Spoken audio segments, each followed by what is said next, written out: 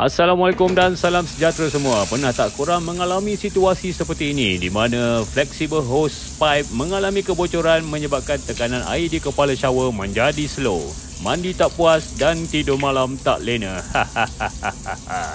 Bila diperiksa hose ini, silikon washer masih dalam keadaan baik. Tapi bila kita periksa betul-betul, rupanya hose di dalam flexible pipe ini mengalami kebocoran. Jika anda dalam kecemasan dan perlu baiki segera, jom ikut langkah ekspres ini.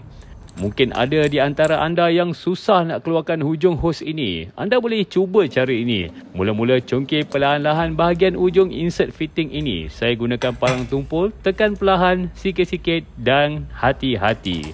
Bila hos silikon dah boleh dikeluarkan, potong bahagian yang bocor. Pastikan juga buang lebihan silikon yang masih melekat pada hose bud connector ini.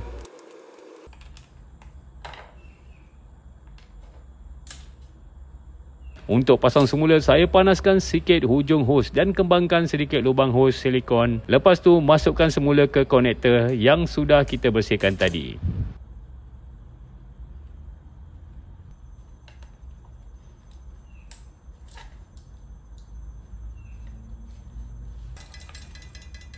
Bila sudah dimasukkan kemas, saya gunakan ragum atau plier sebagai penahan dan ketuk perlahan-lahan bahagian luar seperti yang anda lihat ini agar bud connector terpasang rapi. Okey, jom kita buat pemasangan semula pada kita punya shower dan membuat sesi percubaan.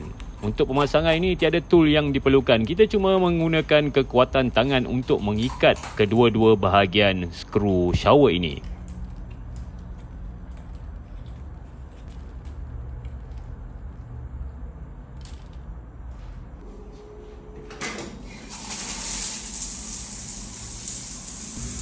Itu dia hos yang lama kembali berasi tanpa kebocoran. Tekanan kembali normal, mandi lebih puas. Tapi ingat, ini adalah proses baik pulih sementara kerana hos yang lama mungkin akan bocor kembali. Jadi jika berkelapangan, dapatkan hos yang baru untuk ketahanan yang lebih lama. Dan jangan lupa, ikat hos hanya menggunakan tangan tanpa tools tambahan.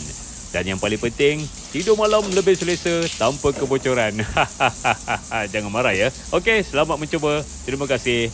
Bye-bye.